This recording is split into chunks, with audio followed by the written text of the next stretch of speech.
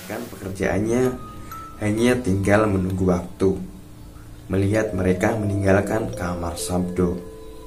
Namun Sugi tak tahu lagi, kelamnya keluarga Kuncoro benar-benar tidak dapat menyelamatkan akal sehat dirinya saat ketika dirinya membuka pintu kamar Sugi. Dikejutkan oleh kehadiran seekor kambing hitam legam milik Tuan Arjo tengah menatap dirinya dari atas dipan. "Pokolono," kata Sugi. Kambing hitam itu melompat turun mendekati Sugi, membuat dirinya tak mengerti bagaimana binatang kesayangan milik Tuan Arjo bisa ada di tempat ini. Kambing hitam itu menatap Sugi mendekatinya, seraya menatap dalam posisi tak bergeming. Sementara Sugi masih dibuat bingung saat secara tiba-tiba kambing itu mengembek menatap sebilah pisau yang Sugi gantungkan di tembok kayu tepat di atas meja. Binatang itu terus menggembek seakan menyuruh Sugi untuk mengambil pisau itu. Dan entah dari mana datangnya pikiran itu, karena Sugi tiba-tiba tahu apa yang harus ia lakukan. Sugi melihat ke sekeliling memastikan tak ada orang yang melihat dirinya. Ia segera mengunci pintu dan jendela sebelum meraih sebilah pisau tajam. Sugi melihat leher kambing itu. Malam itu suara menggembek terdengar untuk pertama dan terakhir kalinya dari arah dalam kamar Sugi. Pagi itu Sugi terbangun seperti biasa. Di kedua tangannya masih terlihat warna merah darah, namun nampak sudah mengering. Sugi melihat bulu kambing itu menumpuk di lantai, sementara kambing hitam itu sudah lenyap entah kemana. Butuh waktu lama untuk melakukan hal itu. Kesiapan mental Sugi benar-benar diuji saat ia harus menggorok, membuat kepala kambing itu nyaris terputus dari lehernya. Sugi memotong dan menguliti kambing hitam itu, membuatnya seperti tumpukan daging, membiarkannya menggeliat di atas lantai sebelum akhirnya Sugi tertidur karena terlalu lelah melampiaskan segala kemarahannya pada seekor kambing misterius milik Tuan Arjo. Sugi memegang kening, merasakan denyutan yang teramat sakit. Entah dari mana datangnya.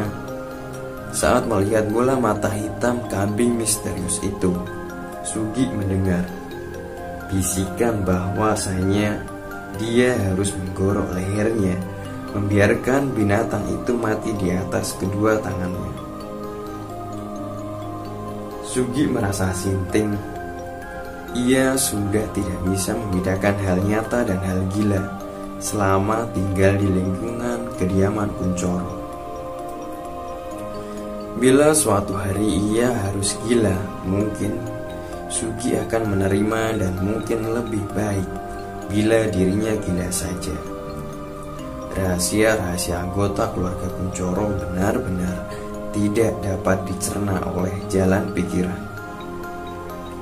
Mulai dari Intan yang melakukan hal sinting, Lasmini yang juga tak kalah sinting, ditambah apa yang ia lihat semalam. Kejadian itu masih teringat jelas di kepalanya. Di tengah-tengah pikiran carut marut, Sugi mencoba menenangkan diri. Ia sudah tak peduli kemana kambing itu pergi. Seharusnya kambing sial itu sudah mati, tapi nyatanya ia lenyap dari kamar miliknya persis seperti saat pertama kali Tuan Arjo menggorok leher kambing itu, memotong arteri di leher hanya untuk mendapat tetesan darah dan meminumkan cairan merah itu ke dalam tenggorokannya. kambing itu seharusnya mati. Namun faktanya leher kambing yang sudah diiris oleh pisau milik Tuan Arjo justru kembali normal. Jadi melihat kambing itu lenyap dari sini, sepertinya hal itu tidak membuat Sugi terkejut, namun tetap saja. Kenapa bisikan itu memberitahu bahwa ia harus menggorok kambing itu? Tiba-tiba terdengar teriakan menjerit dari seseorang yang membuat Sugi terkesiap lalu melangkah keluar. Subuh masih gelap, namun banyak orang berkerumun di depan sebuah pohon beringin dekat dengan kediaman milik Tuan Arjo Kuncoro. Sugi segera mendekat tempat itu bersama dengan abdi-abdi lain yang semua mengadah melihat ke atas pohon. Sugi menembus kerumunan untuk melihat pemandangan apa yang dilihat oleh orang-orang.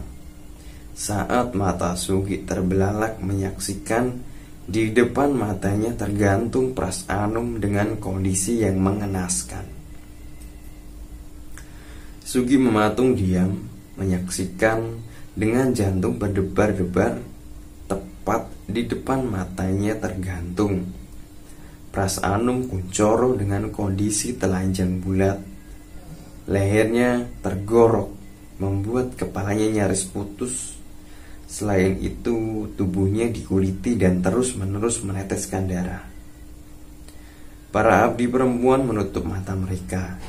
Ia tak sanggup melihat anak paling tua Kuncoro mati dengan cara seperti itu.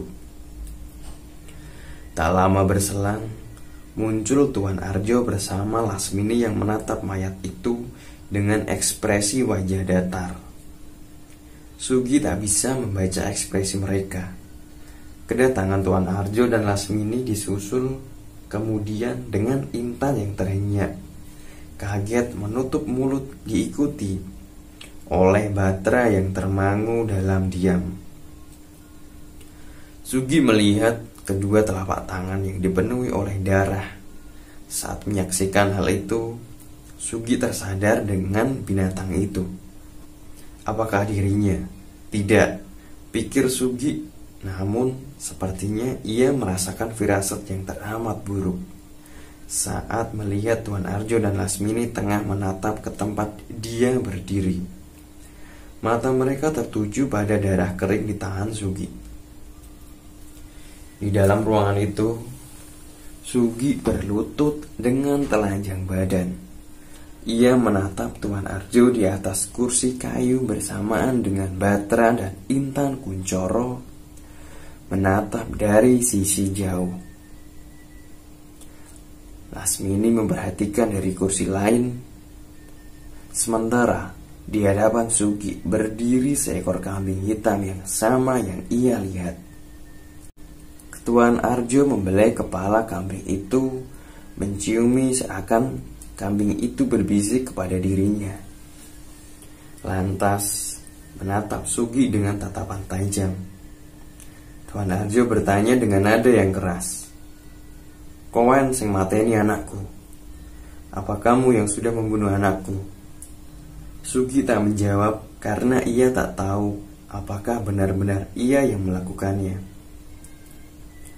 Arjo lantas mengambil keris yang ada di atas meja, keris milik Tuan Jarok yang pernah Sugi lihat.